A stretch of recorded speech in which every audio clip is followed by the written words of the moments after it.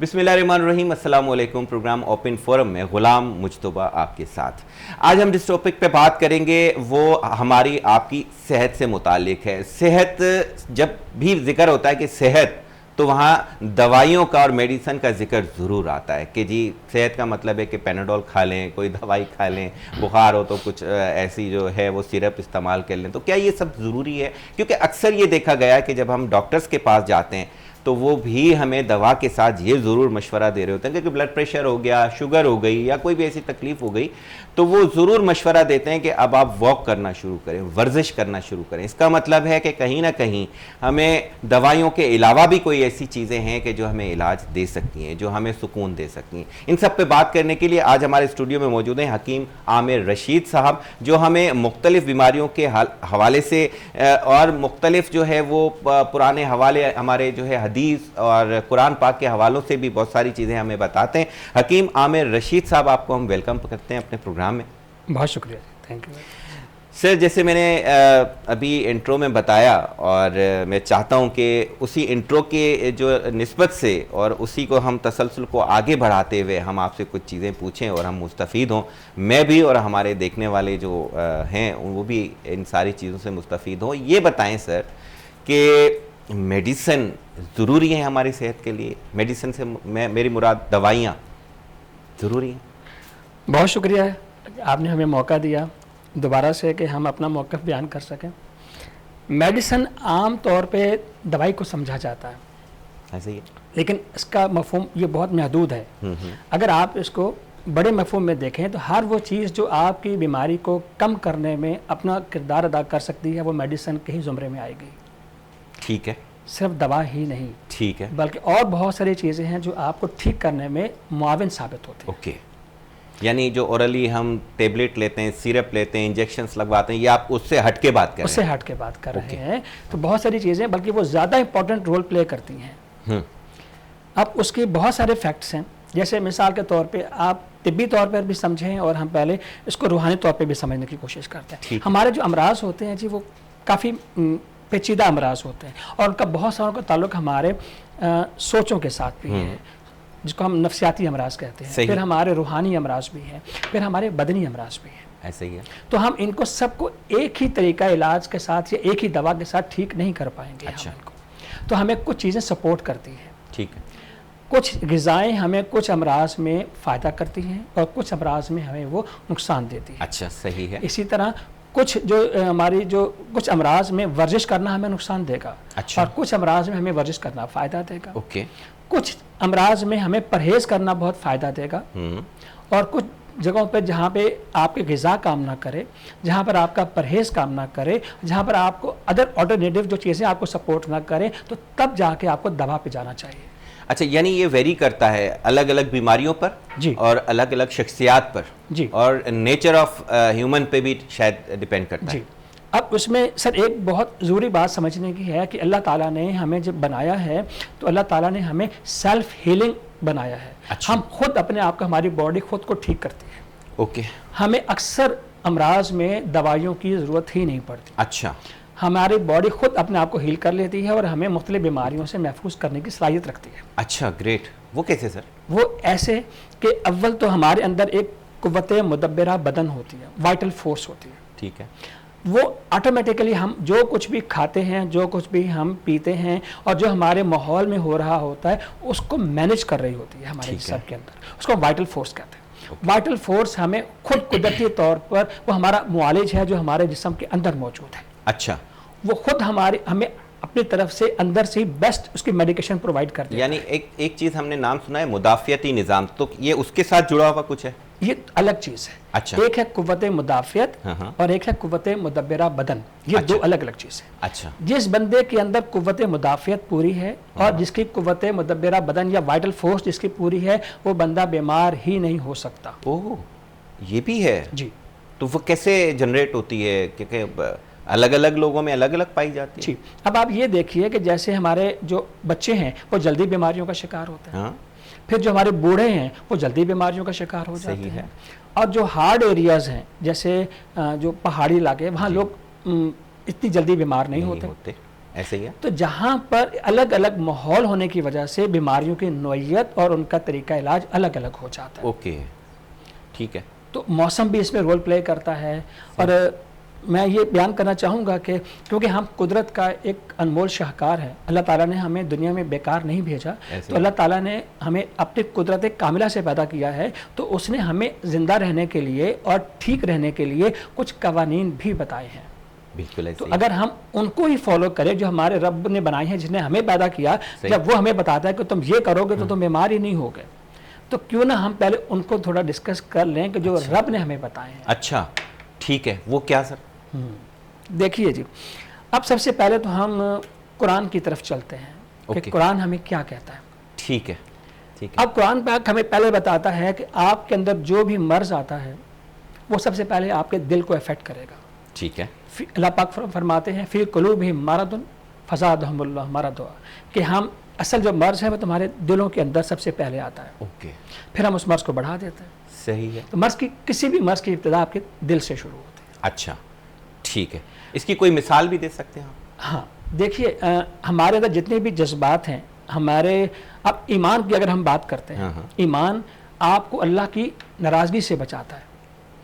اللہ تعالیٰ کی ناراضگی سے دنیا میں, قبر میں اور حشر میں محفوظ رکھے گا, اس کا نام ایمان ہے. اب ایمان کی جگہ کہاں ہے؟ ہمارا دل ہے. ایسے ہی ہے. اب کفر کہاں آتا ہے؟ منافقت کہاں آتی ہے؟ نفرتیں کہاں آتی ہیں؟ وہ بھی ہمارے دل میں آتی ہیں. بالکل ایسے. ان کے اثرات بھی بیماریوں کی شکل میں ہمارے سامنے آتے ہیں. اچھا اوکے.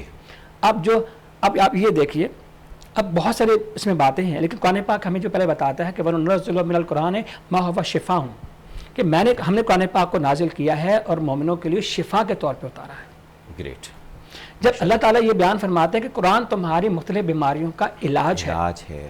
اب 114 صورتیں قرآن پاک میں موجود ہیں, تو اگر ایک ایک صورت کو بھی اگر آپ دیکھا جائے تو وہ آپ کے ایک ایک مرض کا شفا کے باعث ہو سکتی ہے. کیا بات ہے. اور اس کے علاوہ ہر آیت جب قرآن پاک کی اترتی ہے تو وہ بھی ایک نہ ایک مرض کی شفا کے طور پر استعمال ہو سکتی ہے. صحیح ہو گیا. خواہ وہ روحانی امراض ہوں, خواہ وہ نفسیاتی امراض ہوں, خواہ وہ بدنی امراض ہوں, اور ان کو ٹھیک کیا جا سکتا ہے. اچھا, یعنی قرآن پاک کو اگر سمجھ کے پڑھا جائے تو میرے خیال سے وہ احتیاطیں اور وہ جو ہم اپنے اوپر ہی طاری کر دیں, لاگو کر دیں وہ ساری چیزیں, تو میرے خیال سے بیمار ہی نہ ہو. اگر ہم قدرت کے اصولوں کو اپنے اوپر لاگو کریں تو ہم کبھی بھی بیمار نہیں ہوں گے. اب آپ یہ دیکھیے کہ سرکار دو عالم صلی اللہ علیہ وسلم کے زمانے میں ایک حکیم مدینہ میں آ گئے. ٹھیک ہے. کہ میں اب یہاں حکمت کرتا ہوں, یہاں مریض مجھے مل جائیں گے, بڑا شہر ہے. وہ پورا 6 مہینے یہ سال وہاں رہا, اس کو ایک بھی مریض نہیں ملا. کیا بات ہے. جب مریض نہیں ملا تو اس نے اپنی دکان بند کر دی. اور جاتے ہوئے سرکار کو کہا, سرکار میں یہاں سے بند کر کے جا رہا ہوں. کہتے ہیں کیوں؟ کہتے ہیں یہاں مجھے کوئی مریض ہی نہیں ملا. تو اس نے پوچھا یہاں لوگ مریض کیوں نہیں ہوتے؟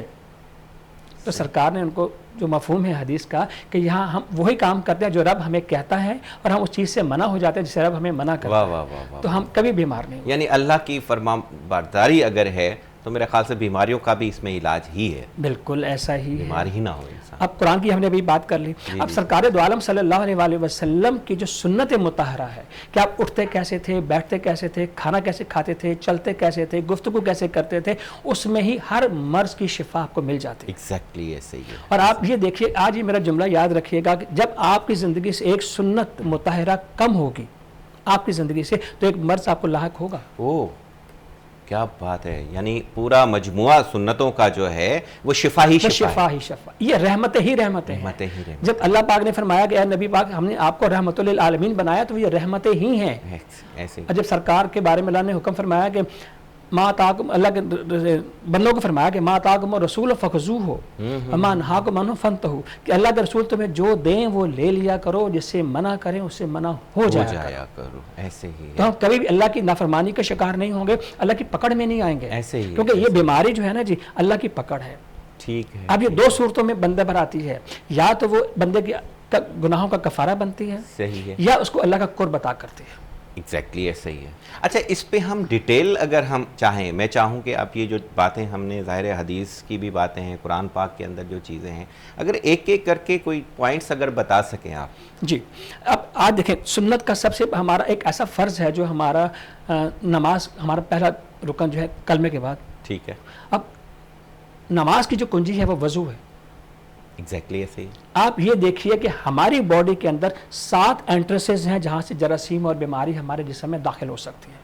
ان کو ناک کی 7 سوراخ ہیں ہمارے, 2 کان کھلے ہیں, 2 ناک ہے, یہ ہمارا منہ ہے, اور اللہ تعالیٰ نے ہمارے جو پخانہ پیشاب کی جو جگہ ہے وہ ہمارے سوراخ رکھے. ان میں سے بیماریاں داخل ہوتی ہیں. ہماری اسکن سے بیماریاں داخل نہیں ہو سکتی. اچھا, یہ قدرتی طور پہ اللہ تعالیٰ کا یہ امر ہے. آپ جیسے ہی وضو کرتے ہیں اس سے پہلے آپ استنجا کرتے ہیں تو اللہ تعالیٰ آپ کے مخصوص اعضاء کو صاف کروانے کی حکم دیتا ہے. اور اسلام کا بنیادی کانسیپٹ یہ ہے کہ جس چیز کو آپ 3 دفعہ صاف پانی سے واش کر لیں تو وہ پاک ہو جاتی ہے.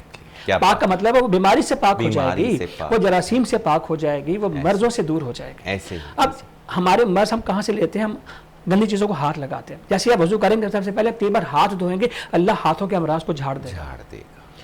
آج جب ہم کوئی گندی چیز کھا لیتے ہیں بیمار ہوتے ہیں, جب اللہ تعالیٰ جب ہم کلی کریں گے تو رب ہمارے منہ کے امراض کو ختم کر دے گا. کیا بات ہے. جب ہم ناک میں پانی ڈالیں گے جو سانس کی بیماریاں ہمیں ہو سکتی ہے وہ ناک کرنے سے, صاف کرنے سے ناک بیماریاں ختم ہو جائیں گی. جب آپ چہرہ دھوئیں گے تو ہمارے چہرے پہ قدرتی طور پہ جو جراثیم اور مٹی جو ڈسٹ لگ جاتی ہے وہ تو صاف ہوتی ہی ہوتی ہے.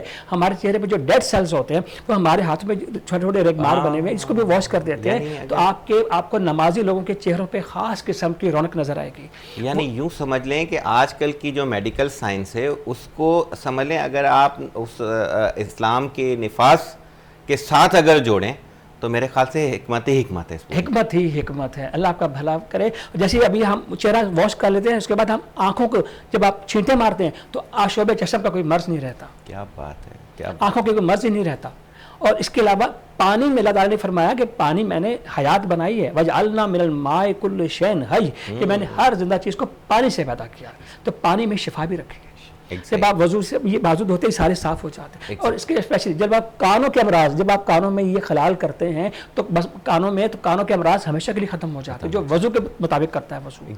اور پھر جب آپ یہ پیچھے مسا کرتے ہیں, جو بندہ یہ گیلے ہاتھوں کو گردن کے پیچھے پھیرتا ہے اللہ تعالیٰ اس کو فالج نہیں ہونے دیتے. کیا بات. اور اس کو مالی خولیاں نہیں ہونے دیتے. یعنی وہ جو نسیں ہیں آپ کی وہاں پہ وہ مساج ہو رہا ہوتا ہے, یعنی کہ دن میں 5 بار ان کو مساج ہو گیا تو آپ کی تو سمجھ لیں چیزیں ہی ختم ہو. وہ یہ بیماری سے آپ نہیں بچیں گے. اچھا حکیم صاحب, ایک چیز میں ابھی سمجھاؤں یہاں پر. دیکھیں بظاہر تو ایسا لگ رہا ہے کہ کوئی ہم اسلام پہ بات کر رہے ہیں یا اللہ تعالیٰ کی جو ہے وہ نعمتیں پہ بات کر رہے ہیں, یہ ہم ٹریٹمنٹ پہ بات کر رہے ہیں. ٹریٹمنٹ ہے. آپ یہ جو بتا رہے ہیں تو میں اب سمجھا. میں تو پہلے یہ سمجھا تھا کہ آپ تو ہے وہ اسلام پہ بات کر رہے ہیں اور اسلام کی جو تبلیغ ہے اس پہ ہم بات کر رہے ہیں, لیکن یہ تو آپ حکمت بتا رہے ہیں اور یہ تو میرے خیال سے کہ میڈیکل سائنس ہے پوری. یہ علاج ہے, یہ علاج اور ہمارے رب نے ہمارے پہ فرض کیا ہے. کیا بات ہے. اور جو بندہ پاؤں دھوتا ہے اس کو کبھی شوگر کا مرض پراپر کبھی بھی نہیں ہوگا. اس کو جگر کے امراض نہیں ہوں گے جو پاؤں کو واش کرتا ہے ڈیلی بیسس پہ. اوکے, یہ بھی حکمت ہے. یہ بھی حکمت ہے.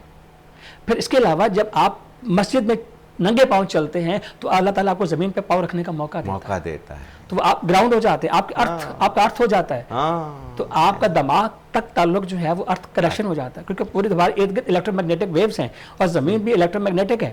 تو اس کے پورے جو کنیکشن ہماری پوری باڈی میں چلی جاتی ہے. اس کا مطلب تو یہ ہوا کہ جدید جو میڈیکل سائنس ہے اس نے صرف اوپر سے جتنی چیزیں ہیں وہ تو کر لیں, لیکن ان کے جو اسباب ہیں اس کو ختم نہیں کیا. یعنی میں تو ایک مذاقاً بات کروں گا آپ سے کہ ایک تھانے میں ایک صاحب چلے گئے کہ جی فلاں صاحب جو ہے وہ مجھے گھورتے ہیں کہ وہ میں تمہیں مار دوں گا, تو اب میں کیا کروں سر, مجھے تو چلیں گے ابھی تک مارا تو نہیں ہے نا, جس دن مارے اس دن آ جانا.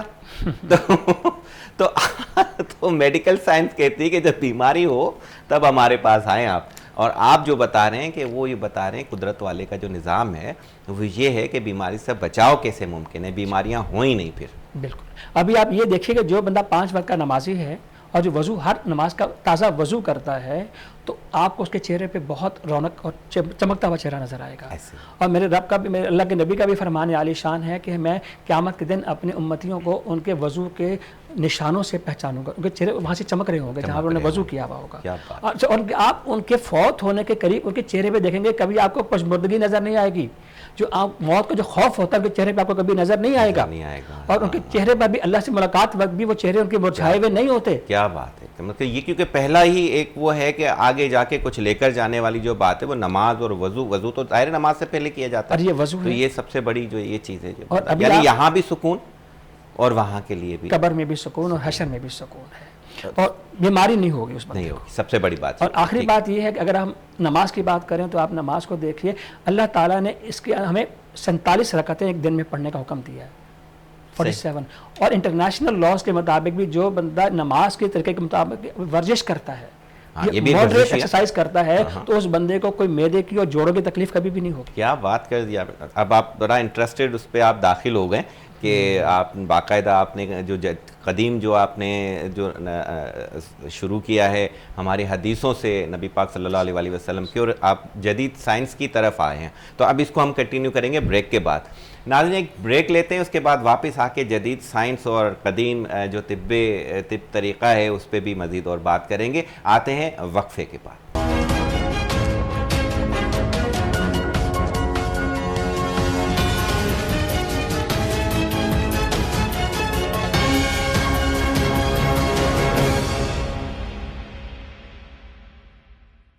ویلکم بیک ناظرین.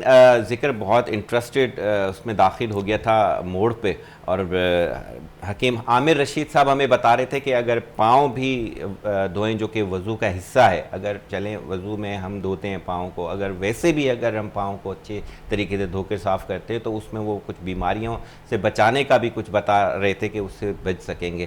حکیم صاحب ابھی ذکر ہو رہا تھا, یہ بتائیں اب آپ کے پاؤں دھونے سے کون سی بیماریاں ہیں جو ختم ہو جاتی ہیں؟ اب یہ دیکھیے کہ آج کل کا جو سب سے بڑا مرض ہے وہ شوگر ہے, اور شوگر کا جو مرض ہے وہ سب سے پہلے پاؤں کے انگوٹھے سے شروع ہوتا ہے. اچھا, اس کی جو گینگرین شروع ہوتی ہے وہ انگوٹھے سے شروع ہوتی ہے. اب جس بندے نے وضو کرنا ہے, جس نے اس کے اوپر جراثیم کو رہنے نہیں دینا ہے, فنگل انفیکشن نہیں رہنے دینا ہے, وہ دن میں 5 دفعہ پاؤں کو دھوتا ہے, 3 دفعہ دھوتا ہے, تو اللہ تعالیٰ اس کے اندر ایسی طاقت پیدا کرتے ہیں کہ جو ڈائبٹیز کے مریض ہیں ان کو شفا ہونا شروع ہو جاتی ہے, وہ مریض نہیں رہیں گے. وہ جو جہاں پہنچ جاتی ہے تو پاؤں کٹنے تک کی نوبت آ جاتی ہے اور اوپر چلی جاتی ہے, یعنی سمجھ لیں کہ اس کی نوبت ہی نہیں آئے گی. اس کی نوبت ہی نہیں آئے گی. تو یہ اگر ہدایات ان لوگوں کے لیے ہیں کہ جو ابھی بیمار نہیں ہوئے ہیں, جن کو ڈاکٹرز نے پری ڈائبیٹک قرار دیا ہے, اگر وہ تھوڑی سی احتیاطیں کرنا شروع کر دیں, وہ ٹھیک سے وضو ہی کرنا شروع کر دیں تو وہ ٹھیک ہو جائے. شاید نہ ہو. بالکل زبردست, کیا بات کر دیا آپ نے. جی, اس کے علاوہ جگر کے امراض ہوتے ہیں. آپ دیکھیں کتنے ہی آپ کو مرد و خواتین ملیں گے جو پاؤں جلنے کی شکایت کرتے ہیں. جی بالکل ایسے ہی. تو ان میں جگر بہت تیز کام کر رہا ہو. اچھا, لیکن ان کو ٹھنڈا کرنے کے لیے بھی پاؤں کے اوپر اگر آپ پانی ڈالیں تو وہ ٹھنڈا کر دے گا. وہ جگر کی گرمی پاؤں سے ختم کی جا سکتی ہے, وہ نکلتی بھی وہیں سے ہے اسی گرمی, اور ٹھنڈک بھی وہیں سے ہوتی ہے. اچھا, میں اس بات کو سمجھاؤں کہ جو آپ نے ابھی 2-4 باتیں بھی کی ہیں, بڑی مزیدار باتیں ہیں کہ جب کوئی تکلیف ہو ہم فوراً ڈاکٹرز کے پاس چلے جاتے ہیں, وہ میڈیسن لکھ کے دے دیتے ہیں, وہ فی الوقت وقتی طور پہ وہ چیزیں شاید سالو ہو بھی جائیں, یا ٹیسٹ آ جاتے ہیں کہ جی کس وجہ سے ہوا ہے, کیسے ہوا ہے, ہم لیور کا ٹیسٹ کریں گے اور یہ کریں گے, بہت ساری چیزیں ہوتی ہیں, اس کے بعد جا کے علاج ہوتا ہے. خیر وہ بھی ایک طریقہ ہے, ٹھیک ہے. لیکن آپ یہ بتا رہے ہیں کہ اگر یہ فیل ہوتا ہے کہ آپ کے پاؤں میں جلن ہونا شروع ہو گئی ہے, اور وہیں پر آپ پاؤں دھونا شروع کرتے ہیں متواتر, اسے کنٹینیوسلی میرے خیال سے دن میں 4-5 دفعہ دھونا شروع کر دیں, یا پانی میں ٹھنڈے پانی میں تھوڑی دیر کے لیے رکھنا شروع کریں, تو شاید یہ اس کی نوبت ہی نہیں آئے کہ وہ ڈاکٹر کے پاس جائے. بالکل, ہمیں نوبت وہ لانی ہی نہیں کہ ہم ڈاکٹر تک پہنچے. ہمیں اپنے گھر میں ہی رہ کے خود ہی اپنے بچوں کا اور اپنے گھر والوں کا, یعنی ابھی تک ان ساری چیزوں میں کسی جگہ بھی میڈیسن کا, دوائی کا کوئی تذکرہ نہیں ہے, ذکر ہی نہیں, اور علاج ہو رہا ہے, علاج ہو جائے. کیا بات ہے. اور جب آپ اس کے بعد جب آپ پاؤں دھونے کے بعد جب آپ زمین پہ چلتے ہیں تو پھر اللہ تعالیٰ زمین سے آپ کا کنیکشن کرتا ہے, جو کہ ہماری اصل ماں ہے, جس کے اوپر ہم چلتے ہیں. ساری زندگی اسی کا نیچے سے دیا ہوا کھانا ہم لوگ کھاتے ہیں. ایسے ہی. تو پھر جب سے ننگے پاؤں چلتے ہیں تو ایک قربت کا احساس بھی ہوتا ہے کہ منھا خلقناکم وفیہا نعیدکم ومنھا نخرجکم تارۃ اخری, کہ اللہ نے ہمیں اسی مٹی سے پیدا کیا, اسی میں ہم یہاں رہیں گے اور اسی سے ہم واپس پلٹائے جائیں گے نا. تو یہ ہماری مٹی ہے, ہماری اصل ہے. تو وہ اللہ تعالیٰ ہمیں سے جوڑنے کا موقع بھی دیتا ہے. پھر جب آپ نماز پڑھتے ہیں تو نماز کا آپ دیکھیے اللہ تعالیٰ نے اس کو فرض قرار دیا ہے, اولین فرض میں رکھا ہے. اس کی وجہ یہ ہے ایک تو آپ کا رب سے رابطہ جڑ جائے گا, دوسرا بات یہ ہے کہ اللہ تعالیٰ اس میں جو طبی جو فائدے رکھے ہیں وہ میں آپ سے ڈسکس کرتا ہوں. جب آپ کھڑے ہوتے ہیں تو اللہ تعالیٰ کہ آپ کے پورے سسٹم کو ایسا سیٹ کرتا ہے کہ ہر چیز اپنے توازن میں آ جاتی ہے. اور جب آپ رکوع کرتے ہیں تو اللہ تعالیٰ کی ذات آپ کے خون کا جو فلو ہے وہ دماغ اور کمر کی تمام اعضاء کی طرف کرتا ہے.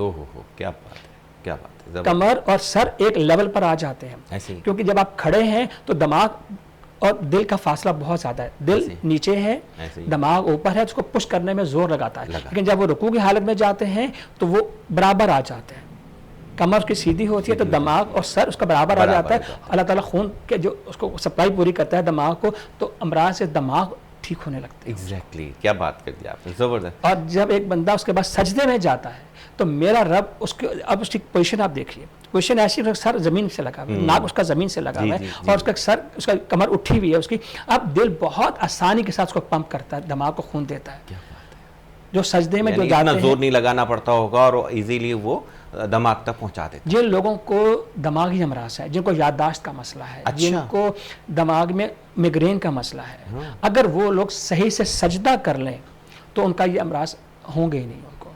اچھا, اب میں چاہوں گا کہ اس کو تھوڑا سا ڈیٹیل میں آپ بتائیں کہ مطلب سجدہ بھی جو یہ ہے کہ مائگرین ہو گیا یا دماغی تکلیفیں, بہت ساری دماغی تکلیفیں ہیں, نیورو پرابلمس ہیں اس حوالے سے, تو کیا وہ سیٹ ہو سکتا ہے معاملہ؟ دیکھیے, طب کا بنیادی قانون یاد رکھیے گا, جس عضو کو آکسیجن یا خون کم ملے گا وہ کمزور اور بیمار ہونا شروع ہو جائے گا. یہ فارمولہ ہے. اوکے, یعنی سب آرگنز ہمارے جو ہیں انہیں نیڈ ہے کہ آکسیجن ملے اور جہاں خون ملے اور آکسیجن دونوں کا ملا ہو. اور یہ وہ طریقہ کار ہے ہمارا. جو بندہ نماز نہیں پڑھتا وہ شاید ہی زمین پہ کبھی سر رکھتا ہو.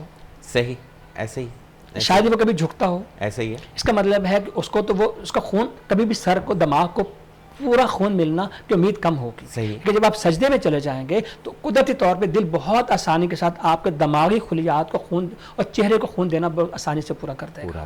یعنی آپ کے چہرے میں بھی چمک رہے گی, چمک رہے گی, اور بہت ساری جو بیماریاں ہیں وہ اسے ہیلنگ بھی ہوتی ہے. ہیلنگ ہو جائے گی. یہ نیچرل ہیلنگ کا بہت بڑا طریقہ ہے. ایگزیکٹلی ایسے ہی ہے. اور جیسے ہی آپ بیٹھتے ہیں, اچھا سجدے میں بھی خواتین کا سجدہ مردوں کے سجدے سے الگ ہے. ٹھیک ہے. اگر کوئی خاتون کو جس طرح سمٹ کر سجدہ کرنے کا حکم دیا گیا ہے کہ آپ بالکل سمٹ کے سجدہ کریں, تو اس میں خواتین کی 80 بیماریاں جو ہیں, جو خواتین کی لا علاج امراض کہہ لیجیے یا تکلیف دہ امراض ہیں, وہ صرف سجدہ کرنے کی پوزیشن سے ٹھیک ہو جاتے ہیں. اوہ اچھا. ان کا رحم اور ان کی جو مسائل ہیں خواتین کے, وہ صرف سجدہ کرنے سے ختم ہو جاتے ہیں. یعنی یوں سمجھ لیں کہ یہ نماز ہماری جو ہے وہ ہماری پوری کی پوری شفا ہے. پوری کی پوری شفا ہے. اور جب آپ سجدہ کرنے کے بعد جب آپ بیٹھتے ہیں, قاعدہ میں جب آپ بیٹھتے ہیں, تو آپ کے گھٹنوں کے عام طور پہ جو لوگ اس پوزیشن میں نارمل کبھی نہیں بیٹھتے, وہ ٹانگیں کھول کے بیٹھتے ہیں یا کسی اور طریقے سے بیٹھتے ہیں, لیکن سجدے میں جب اس کے بعد قاعدہ میں اللہ تعالیٰ جیسے آپ کو بٹھاتا ہے تو آپ کے جوڑوں کے مسئلے ہمیشہ ختم ہو جاتے ہیں. ہاں, کیونکہ وہ پھر آپ نے جو چیزوں کو سمیٹنا ہوتا ہے نا, نماز میں تو ہر چیز سمیٹ کے ایک جگہ آ جاتی ہے, پھر کھلتی ہے, پھر سمٹتی ہے, پھر کھلتی ہے. تو یہ بھی ایک بڑی بات ہے کہ شفا اور ایکسرسائز والا ایک سلسلہ. بالکل ایسے. تو اگر کوئی بندہ صرف نماز, وضو اور نماز ٹھیک سے کر لے تو میرا نہیں ایمان کہ وہ کبھی بیمار ہو. اچھا, اب جو بات ہو رہی ہے, میں آپ سے سوچ رہا تھا کہ میں پوچھوں گا, لیکن وہ تو پورا کا پورا جواب آ گیا میرے پاس. اچھا, میں نے یہ پوچھنا تھا کہ یہ جو الٹرنیٹیو میڈیسنس ہیں, جو ایک ٹرم ہے یہ کہ الٹرنیٹیو میڈیسنس, یعنی آپ ادویات کا متبادل جو ہے وہ کیا ہے, تو پھر اس میں بھی مختلف جو ہے وہ طریقے آ گئے ہیں. چائنیز الگ طریقہ ہے آپ کا, پھر آپ کا جو یونانی طریقے ہیں وہ الگ ہیں, مختلف طریقے ہیں. اس پہ پھر آپ روشنی بھی ڈالیں, لیکن مجھے لگتا ہے کہ اس کا کسی حد تک جو ہے وہ آپ نے تذکرہ کر بھی لیا ہے کہ الٹرنیٹیو میڈیسنس یہ ہیں, لیکن آپ مزید آپ اس پہ بھی بات کریں, روشنی ڈالیں. کہ پہلے تو میں یہ کہوں گا کہ ہم یہ اس کو آلٹرنیٹیو نہیں بلکہ اس کو پرائمری ٹریٹمنٹ کہنا چاہیے. یہ بنیادی علاج ہے, کیونکہ پہلا طریقہ تو یہ ہے کہ آپ کو مرض ہو ہی نہ, اگر ہو گیا تو پھر علاج کی باری آئے گی, پھر دوا کی باری آئے گی. تو پہلے بچانا ضروری ہے. اوکے, کہ پہلے کو عام بہت بڑی ہماری تعداد لوگوں کی ایسی ہے جو مریض ہونے کے قریب ہیں, کہ ابھی مریض نہیں ہے. تو اگر وہ صرف اسی طریقے کو فالو کر لیں, اور جو قدرت نے, جو رب نے بتایا ہے, جو سرکار دو عالم صلی اللہ علیہ وسلم کی سنتیں ہیں, کھانے کی, پینے کی, اٹھنے کی, بیٹھنے کی, سونے کی, جاگنے کی, تو میرا خیال ہم کبھی بھی بیمار نہیں ہوں گے. تو اگر جو ہو گیا ہے پھر اس کو کچھ پرہیز, کچھ غذا اور کچھ دوا کے ساتھ ٹھیک کرنے کی ضرورت پڑے گی. لیکن اس میں بھی میرا یہ مشورہ ہوگا, مجھے نہیں پتا آپ کا کیا اس میں خیال ہے, کہ میڈیسن کو کم سے کم پہ رکھیں اور باقی جو چیزیں آپ نے بتائیں ان کو کوشش کریں کہ ان کو آگے کی طرف لیں. انسان کو رب نے دوا کے لیے بنایا ہی نہیں ہے. دوا کو رب نے نہیں بنایا انسانوں کے لیے. یہ خود سیلف ہیلنگ آرگنزم ہے, یہ خود اپنے آپ کو تربیت سے کرتا ہے. لیکن آپ اگر خدا کے فطری اصولوں کو اپنے اوپر لاگو کریں تو آپ بیمار نہیں ہوں گے. اچھا ٹیکنیکلی بھی دیکھا جائے کہ یہ جو جیسے سبزیاں ہیں آپ کی, کھانا پینا جس میں گوشت بھی ہے, آپ کے فروٹس ہیں, یہ ساری چیزیں قدرت والے نے بنائی ہیں, میرے خیال سے یہ بھی ایک ہیلنگ کا ہی کام کر رہی ہوتی ہیں جب ہماری باڈی میں جاتی ہیں یہ تو. اچھا بعد میں پھر آپ کی جو ادویات ہیں, جڑی بوٹیاں ہیں, وہ بھی یوں سمجھ لیں اس کو سمرائز کر کے اللہ تعالیٰ نے ایک سائیڈ میں رکھ دیا کہ یہ اگر یہ آپ کے کھانے پینے کے, آپ نے پالک کھا لیا, آپ نے آلو کھا لیے, ساری چیزیں کھا لی, لیکن یہاں آپ کا مسئلہ حل نہیں ہوا تو پھر آپ کی ایک چھوٹی سی چیز یہاں پہ ایک پودا میں لگاتا ہوں, اس سے معاملات بہتر ہو جائیں گے. تو یہ بھی ایسے ہی بھی ہے. بالکل آپ نے ٹھیک نقطے تک آپ پہنچے ہیں کہ دوا آخری حصے میں استعمال کی جاتی ہے اور اس کا جو پرسنٹیج ہے وہ 5% سے اوپر نہیں ہے. باقی 95% آپ آلٹرنیٹو طریقوں سے ہی اپنے آپ کو ہیل کرتے ہیں. قدرت کا یہ قانون ہے. قدرت یہ چاہتی ہے آپ سے کہ آپ اپنے کھانے پہ نظر رکھیں, اپنے لائف سٹائل پہ نظر رکھیں, اور پھر اس کے علاوہ سے دیکھیں ابھی ہم یہ بات دیکھتے ہیں کہ ہم کھانا ہم جتنا کھا رہے ہیں, جتنا ہماری باڈی کو نیڈ ہے وہ کھا لیتے ہیں, اس کے بعد جو ایکسٹرا وہ فضلہ بن کے ہماری باڈی سے خارج ہو جاتا ہے. جب یہ سسٹم جب ان بیلنس ہوتا ہے تو بیماریاں آتی ہیں. ایسے ہی ہے, ایسے ہی کہ جب آپ کا کھانا زیادہ رکنا شروع ہو جائے تب بیماری ہے, زیادہ ہمارے اخراج ہونا شروع ہو جائے تب بھی بیماری ہے. ایک مثال ہے نا چھوٹی سی, ہم اگر کسی کو مثال دے کے سمجھائیں گے شاید آسانی ہو جائے گی اس میں سمجھنے والوں کو بھی.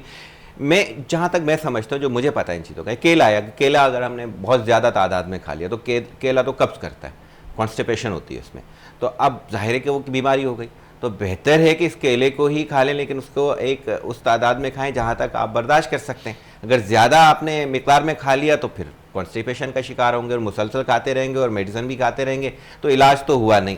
پھر اسی جگہ اگر آپ پپیتے پہ آ جاتے ہیں, اگر آپ نے پپیتا کھا لیا ہے تو آپ کو تو وہ موشن شروع ہو جائیں گے, اگر زیادہ تعداد میں کھا لیا تو اور ہو جائیں گے, پھر آپ نے میڈیسن لینی ہے کہ اس کو روکا کیسے جائے. تو بہتر ہے کہ پپیتا کھانا ہی کم کر دیں. یہ میں نے ایک پپیتا اور کیلے کی مثال دی ہے. اسی طرح میرے خیال سے کتنی سبزیاں اور فروٹس اور بہت ساری چیزیں جو ہم روٹین لائف میں کھا رہے ہوتے ہیں, اپنے مطلب پیٹ میں جاری ہوتی ہیں. تو اس پہ آپ کیا کہیں گے؟ دیکھیے آپ نے بہت سے مشورے لوگوں کے سنے ہوں گے کہ ایک سیب سارے دن اگر آپ کھائیں تو آپ ڈاکٹر سے اویئر رہیں گے. ایگزیکٹلی. لیکن یہ کون بتائے گا کہ وہ سیب کھانا کب ہے, کتنا ہے اور کب ہے, کس ٹائم کھانا ہے, کس کے ساتھ کھانا ہے, کس کے بغیر کھانا ہے, خالی پیٹ کھانا ہے, بھرے ہوئے پیٹ کے ساتھ کھانا ہے آپ کو, اور کس مرض میں وہ نہیں کھانا, کس مرض میں کھانا ہے. ایسے ہی. اچھا بہت زیادہ ایکسپرٹس ہیں جو بتا رہے ہوتے ہیں, سوشل میڈیا پہ بتا رہے ہوتے ہیں یا ٹی وی پہ بھی بعض اوقات بتا رہے ہوتے ہیں, جیسے آپ نے بتایا کہ جی سیب کھا لیں تو یہ چیز ہوگی. وہ میں آپ سے پوچھنے ہی والا تھا کہ یہ, لیکن یہ میرے خیال سے مجھے کبھی بھی صحیح نہیں لگا, کیونکہ کسی بھی چیز کو ایک جگہ ایک مقدار میں کھانا, ایک حد تک کھانا تو ٹھیک ہے, لیکن آپ نے مشورہ دے دی کہ کھاتے رہیں,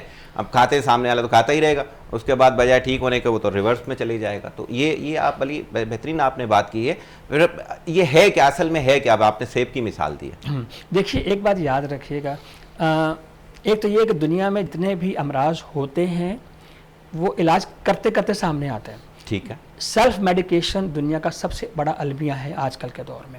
خود دوائی کچھ چیز کھا لینا, خود کوئی پھل کھا لینا, خود کوئی چیز مسلسل کھا لینا, یہ آپ کو بیمار بھی کر سکتا ہے. جب تک آپ کو مزاج کا نہیں پتا, آپ کو اپنی طبیعت کا نہیں پتا, تو وہ بیماری کر سکتا ہے. اس لیے ایک تو سیلف میڈیکیشن کی طرف نہیں جائیں. جب تک کوئی بندہ ایون آپ کو زیرہ بھی کھانے کا بار بار کہہ رہا ہے کہ آپ زیرہ استعمال کر لیں, الائچی استعمال کر لیں, تو اس کے بھی ایفیکٹس ہیں, سائیڈ ایفیکٹس تو بعد بھی ہوں گے, ایفیکٹس ہیں اس کے. اچھا پہلے تو آپ ایفیکٹ کی بات کریں نا, کہ وہ اس پہ ایفیکٹ بھی کرے گا. اچھا وہ کیسے؟ کوئی کہتا ہے جی آپ کا ہاضمہ صحیح درست نہیں ہو رہا, آپ زیرہ کھا لیں, آپ چھوڑیں سب چیزوں کو, پھر اب کیا کرنا ہے؟ اب ایک دفعہ کھانے سے ہاضمہ ٹھیک ہو جائے گا, آپ ایک مہینہ کھائیں گے تو پھر آپ مریض ہو جائیں گے. اور مریض ہو جائیں گے, کچھ اور ہو جائے گا. اب کسی کو یہ بتانا کہ کتنی مقدار میں کھانا ہے, کس ٹائم کھانا ہے, دن میں کتنی بار کھانا ہے اور کتنا عرصہ کھانا ہے, یہ تو کوئی آپ کو کوئی طبیب بتائے گا, کوئی آپ کو کوئی عقل مند بندہ ہی بتائے گا. آپ صرف ہم آدھی ادھوری بات سن کر اگر علاج کریں گے تو خود کے لیے مشکلات کھڑی کریں گے. ایسے ہی ہے. دیکھیں میرے مثال سامنے کتنی مثالیں ہمارے آپ کے سب کی, وہ نا میں ایک جانتا ہوں جن صاحب کو, ان کو کسی نے مشورہ دے دیا, وہ تھوڑا وزن سے پریشان تھے, کسی نے مشورہ دے دیا کہ جی آپ سونف کھانا شروع کر دیں. ان بیچاروں نے جو ہے وہ سونف کھانا شروع کر دی ہے. اچھا سونف کھاتے کھاتے وہ وزن تو کم ہو گیا ان کا, نو ڈاؤٹ وزن کم ہو گیا, لیکن ساتھ ساتھ ان کا کھانا ختم ہو گیا. آہستہ آہستہ کر کے جتنا کھانا ان کا ختم ہوتا گیا, وہ آخر میں جا کے وہ جنا ہاسپٹل میں ایڈمٹ ہوئے تھے, اور بہت عرصے بعد جا کے وہ پھر وہ اللہ نہ کرے کہیں اور غلط بیماری کی طرف جا رہے تھے, تو اللہ تعالیٰ نے کرم کر دیا اس کے اوپر کہ واپس ان کو اپنی جگہ پہ لا کے کھڑا کر دیا. تو یہ آپ بالکل صحیح بات کر رہے ہیں کہ مشورہ تو کسی نے دے دیا, لیکن اس کو کتنا کرنا ہے, کیسے کرنا ہے, اور اگر آپ نے موٹاپے کا فائدہ لے بھی لیا تو دوسری طرف کوئی اور نقصان بھی ہو سکتا ہے. جی اور دیکھیں جس طریقے سے وہ بڑے موٹا ہوا ہے وہ بندہ، اگر اس کی آپ نے رفتار بہت زیادہ بڑھا دی کمزور کرنے کی، تو یقیناً اس کے اندرونی اعضاء سارے کمزور ہو جائیں گے اور وہ بیماری کا شکار ہوگا. اب آپ اس میں یہ بھی دیکھ لیجئے گا کہ اللہ تعالیٰ نے ہمارے قرآن پاک کے علاوہ جو نماز کے علاوہ جو ہمیں جو چیز دی گئی ہے وہ دی گئی ہے روزہ. اگر 11 مہینے کی ہمارے اندر جو چیزیں فضلات جمع ہو جاتے ہیں، جو بندہ روزہ رکھتا ہے اس کی پوری باڈی ڈیٹاکس ہو جاتی ہے. روزے پہ بھی بات کرتے ہیں لیکن بریک کے بعد. ناظرین ایک بریک لیتے ہیں، اس کے بعد پھر واپس آ کے حکیم صاحب روزے کے جو فائدے ہیں اس کے بارے میں بھی بتائیں گے.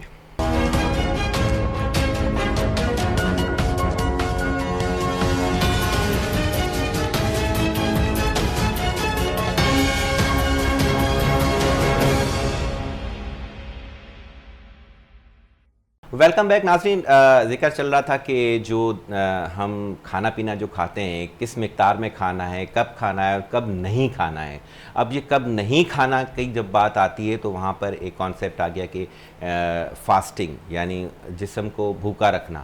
پھر وہاں پر ایک بات جو ہے کریٹ ہوئی کہ پھر روزہ، اس کا مطلب ہے روزے کا جو کنسیپٹ ہے وہ وہیں سے ہی آیا ہے کہ اگر ہم کچھ عرصے کے لیے، کچھ ٹائم کے لیے، کچھ گھنٹوں کے لیے کھانا پینا چھوڑ دیں تو یہ بھی ایک صحت کا باعث ہو سکتا ہے.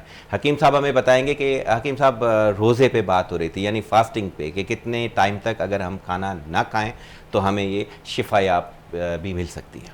بہت اچھی بات ہے سر. دیکھیں یہ وہ ہمارا دین کا رکن ہے جس کو اللہ تعالیٰ نے بہت دفعہ اس کا ذکر کیا ہے سیام کے نام سے، اور ہماری پورا مہینہ میں عطا کیا کہ تم انٹرمیٹنٹ فاسٹنگ کرو، یعنی کہ کچھ نہیں کھاؤ، کچھ نہیں پیو، تو اس سے ہماری باڈی کے بہت سارے امراض کا وہ خاتمہ ہو جاتا ہے. جو بندے اسپیشلی بلوٹنگ کے مریض ہیں، جن کو گیس کا پرابلم ہے، جن کو ہاضمے کا مسئلہ ہے، جن کے معدے کمزور ہیں، جن کو قبض کا مسئلہ ہے، جن کے آنتوں میں کولنچ کا درد ہوتا ہے جن لوگوں کو، اور جن لوگوں کو بلڈ پریشر شوٹ کرتا ہے، اور جن لوگوں کو سویٹنگ آتی ہے بہت زیادہ، جن لوگوں کو بہت موٹاپا آ جاتا ہے، جن پہ بہت زیادہ چربی چڑھ جاتی ہے، یہ ان تمام چیزوں کا یہ دماغ کی چربی کی بات تو نہیں کر رہے ہیں؟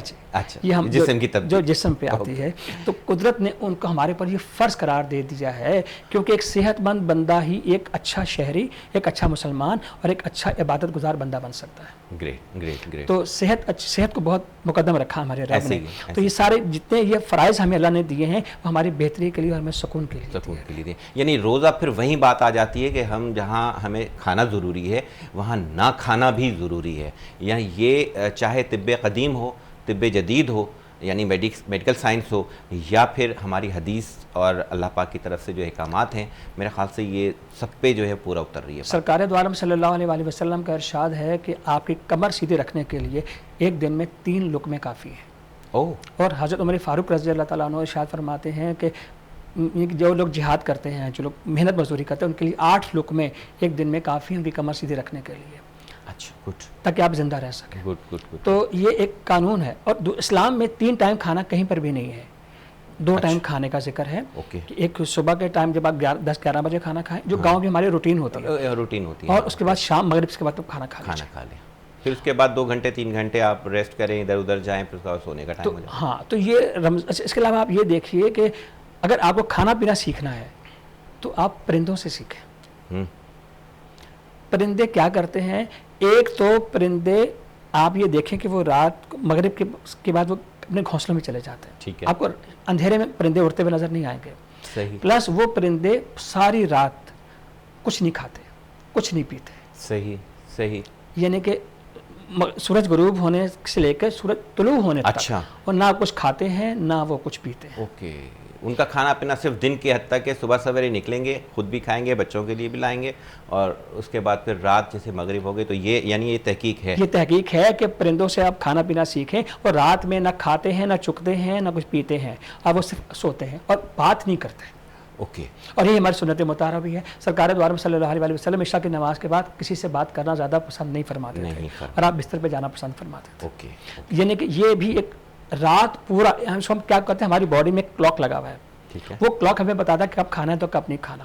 جیسے ہمیں سونے کے لیے جب ہم سوتے تو ہمارے بہت سارے اعضاء آرام کر رہے ہوتے ہیں، جب ہم جاگ رہے ہوتے ہیں ہمارے وہ اعضاء کام کر رہے ہوتے ہیں. صحیح. تو جب ہم اگر سورج کے مطابق سوئیں گے اور سورج کے مطابق اٹھیں گے تو ہم قدرت کے اصول کو پورا کریں گے. ایگزیکٹلی. تو ہم کبھی بیمار نہیں. اگر پرندے کبھی بیمار نہیں ملیں گے، نہیں ہوتے. پلس پرندے اپنی خوراک نہیں بدلتے. جب صبح اٹھتے ہیں تو وہ فریش اٹھتے ہیں، چاہتے ہیں وہ اللہ کی تسبیح بیان کرتے ہیں، پھر اپنے رزق کی تلاش میں نکلتے ہیں، سارا دن چکتے ہیں، سارا دن محنت کرتے ہیں، لیکن کھانا پینا رات کو نہیں کرتے. اس کا مطلب ہے آج رات اگر آپ کی 12 گھنٹے کی ہے تو 12 گھنٹے کی فاسٹنگ وہ لوگ کرتے ہیں. ایسے ہی ایسے. اچھا ایک چیز میرے دماغ میں بار بار آ رہی ہے جو تھوڑا سا موضوع سے ہٹ کے بھی ہو جائے گی، لیکن میں چاہوں گا کہ ہم ذکر کریں اور آپ ایسا ذکر کریں کہ ہمارے گھروں میں جو بچے ہیں وہ بھی شاید یہ آپ کی بات کو سن کر اپنے اوپر وہ اپنا لاگو کر لیں تو بہت اچھی بات ہے. میں نے یہ دیکھا ہے کہ جو گندم ہے ہماری، جو اس میں ہم روٹی بنتی ہے گھر میں، ہم لوگ روٹی کھاتے ہیں، چاہے ہم 1 روٹی کھائیں، 2 روٹی کھائیں، بعض لوگ 3 روٹی کھاتے ہیں، اس کے جو انرجیز ہیں، اس کی جو طاقت ہے، ان کی جو چیزیں ہمارے جسم میں، جیسے آپ نے کہا کہ آپ 3 لقمے بھی کھا لیں تو وہ 3 لقمے اس کھانے کی بات کی ہے، گندم کے کھانے کی، کہ اس سے آپ کی انرجی پوری ہو جاتی ہے. چاہے آپ آدھی روٹی بھی کھائیں گے تو انرجی. آج کل جو سلسلہ چل رہا ہے کہ وہ زنگر ایک کھا لو اور پورا ہو جائے گا، اور وہ سمجھتے ہیں بچے کہ ہماری انرجی پوری ہو گئی. تو میں سمجھتا ہوں کہ ایسا تو نہیں ہوگا، یا آپ کے خیال میں کیا ہے کہ اگر ہم 3 لقمے کھا رہے ہیں یا آدھی روٹی کھا رہے ہیں، 1 روٹی کھا رہے ہیں، ادھر سے اتنا بڑا ہم نے وہ کھا لیا، بچے سمجھتے ہیں کہ یار تو بڑا ہم نے برگر کھا لیا تو بس ٹھیک ہے پورا ہو گیا. پہلی تو بات یہ ہے سر کہ گاڈ فوڈ کی طرح واپس آئیں. یہ مین میڈ فوڈز ہیں جو ہمارے آس پاس ہیں، جو ریپر میں ریپ ہو کر آتی ہیں، جو فریز ہو کر آتی ہیں، جو ہمارے پیکٹس میں ہمارے پاس آتی ہیں، وہ اللہ کی بنائی ہوئی چیزیں نہیں ہیں. اور یہ ہائبرڈائزڈ ہیں، کیمیکل ہیں، پروسیسڈ ہیں، جس کی وجہ سے یہ ہماری باڈی کے لیے سوٹیبل کبھی بھی نہیں رہے. یہ ہم بظاہر یہ دیکھ لیں نا کہ اتنا چھوٹا سا آٹا لے لیا، اسے آپ نے کر لیا تو وہ پھول گیا، تو طاقت تو اتنے چھوٹے سے آٹے کی ہوگی، اور وہ جب پھول گیا تو وہ بھی ختم ہو گیا. آپ دیکھیے کہ جب سرکار 3 لقموں کی بات کرتے ہیں تو وہ 3 لقمے گندم کی روٹی کے بھی نہیں تھے. وہ اصل میں سرکار کی جو پسندیدہ خوراک تھی وہ جو کی روٹی تھی. کیا بات ہے، جو کی روٹی، وہ بھی انچھنا آٹا جس میں سے آپ فائبر نہیں نکالتے، وہ ان کے 3 لقمے بھاری ہیں. یہ ہماری 2 روٹیوں سے جو ہم فائن آٹے کی کھاتے ہیں، تو لقمہ بھی اگر صحیح قدرت کے مطابق ہوگا تو 3 لقمے کافی ہیں. لیکن چونکہ ابھی مجبوریاں ہیں، کیونکہ ہمارے پاس وہ جو ابھی اویلیبل نہیں ہے، تو جو اویلیبل ہے کم از کم اس سے تو فائدہ اٹھا لیں ہم. وہ پیٹ بھرنے کے لیے ہیں، غذائیت نہیں ہے. اگر آپ غذائیت چاہتے ہیں تو آپ کو قدرتی خوراک کی طرف جانا پڑے گا. لیکن اگر آپ کو صرف پیٹ بھرنا ہے یا صرف ٹیسٹ کے لیے، تب آپ یہ وہ کر لیں. وہ ایک الگ کبھی کبھار کی ایک الگ بات ہے، لیکن یہ کھانے کا جو متبادل ہے اس کے طور پہ آپ کو نہیں ہو سکتی. یہ بیماریاں ہیں جی، اور یہ پوری انڈسٹری ہے، یہ ایک پوری مافیا ہے کہ جو آپ کو قدرت سے دور کرتی ہے اور آپ کو نیچر سے دور کرتی ہے، قدرتی غذاؤں سے دور کرتی ہے اور بیماریوں کا وجہ بناتی. ایک چیز ہمارا ذکر ہو رہا تھا ابھی جب وقفے پہ ہم گئے تھے، تو ایک چیز آپ بتا رہے تھے کہ یہ تو ہو گیا قرآن و سنت سے جو علاج، ہمارے سیلف ہیلنگ ہماری ہے، مختلف جو ہماری سبزیاں اور کھانا پینا ہے اس سے بہتر ہو جاتی ہیں. اور کچھ آپ بتا رہے تھے کہ جو قدرت والے کا جو نظام ہے، جس میں سورج ہے، پانی ہے، ہوا ہے، اس سے بھی علاج ہوتا ہے. تو میں چاہوں گا ایک چھوٹا سا انٹروڈکشن اس چیز کا آپ دے دیں، کیونکہ پروگرام کا وقت ابھی ختم ہونے کو ہے. تو ایک چھوٹا سا انٹروڈکشن دے دیں، ہم اس چیز کو پھر کنٹینیو کریں. نیکسٹ پروگرام جب انشاءاللہ ہم کریں گے تو آپ سے ہم مزید اس سے مستفید ہوں گے کہ اس سے کیسے علاج ممکن ہے والا. بہت اچھی بات ہے سر. میں آپ کو ہنٹ دے دیتا ہوں سر کہ ہمارے آس پاس جو کچھ بھی ہے، اللہ پاک فرماتے ہیں کہ وَخَلَقَ لَكُم مَا فِي السَّمَاوَاتِ وَالْأَرْضِ، اس زمین و آسمان میں جو کچھ بھی ہے نا، وہ بندے میں نے تیرے لیے بنایا ہے. اس کا مطلب ہے کہ یہ سورج، چاند، ستارے، سمندر، ہوائیں، سمندر، یہ پھل پھول، یہ سب انسان کی خدمت کے لیے اللہ نے بنائے ہیں، اور انسان کو بیماریوں سے محفوظ رکھنے کے لیے بنائے ہیں. یہ اللہ کے شاعر ہیں، یہ اللہ کی نشانیاں ہیں، اور یہ ہماری سپورٹ کے لیے ہیں، یہ ہماری ہیل کرنے کے لیے ہیں. بالکل. اور یہ جو گرمی سردی موسم یہ جو آتا ہے، یہ جو 4 موسم آتے ہیں، سردی، گرمی، بہار، خزاں، ساون کا موسم آتا ہے، یہ ہر ایک موسم کئی بیماریوں کی شفا کا باعث ہے. ایگزیکٹلی. ابھی جو گرمیاں ہیں، اگر ہم کہیں کہ بظاہر جو گرمی کے اثرات ہیں، ہیٹ ویو وغیرہ، یہ تو ٹھیک ہے اپنی جگہ، لیکن اس گرمی کا بھی اپنا ایک فائدہ بھی ہوگا. فائدہ بھی ہے. پھر جو موسمی پھل ہیں، جو موسمی سبزیاں ہیں، پھر ان سب کا علاج موسمی بیماریوں میں کیا جاتا ہے. ان کا علاج تو یہ سب آلٹرنیٹو میڈیسنس کے اندر ہے. اچھا. لیکن قدرت کے آپ کو جتنے بھی مشاہیر نظر آئیں گے، جتنے بھی آپ کو اللہ تعالیٰ کی نشانیاں نظر آئیں گی، وہ آپ کو ٹھیک رکھنے کے لیے بنائی گئی ہیں. اگر کوئی سردی زیادہ ہے، ہم تھوڑا سا اس میں سست ہو جاتے ہیں، لیکن وہ بھی اس میں بھی فائدہ اور شفائی ہے کہیں نہ کہیں. رب نے کہا کہ یہ زمین و آسمان اور یہ جو تمہارا دن رات کا بدلنا اور زندگی موت کا آنا، یہ تو سب تمہارے لیے بہتری ہے. بہتری ہے. حکیم صاحب ابھی پروگرام کا ٹائم ہمارا ختم ہونے کو جا رہا ہے، پھر انشاءاللہ امید ہے کہ ہم آپ کو تکلیف دیں گے پھر نیکسٹ پروگرام میں، تاکہ جو باتیں رہ گئی ہیں، اور ہم چاہتے ہیں کہ یہ جتنی چیزیں آپ بتا رہے ہیں اور ہم لوگ جو کہ میڈیسن سے دور ہو سکیں، جتنا دور ہو سکیں، اور ہماری پبلک اس سے فائدہ اٹھا سکے، تو اس سے اچھی بات اور کیا ہو سکتی ہے. حکیم عامر رشید صاحب، آپ کا بہت بہت شکریہ، آپ ہمارے پروگرام میں تشریف لائے. ناظرین، پروگرام کا وقت اختتام کی طرف جا رہا ہے، اور انشاءاللہ نیکسٹ پروگرام میں پھر ہم آپ کے لیے آپ کے مسائل اور آپ کے حل کے لیے بات کریں گے. جب تک کے لیے اجازت دیجیے. اللہ نگہبان.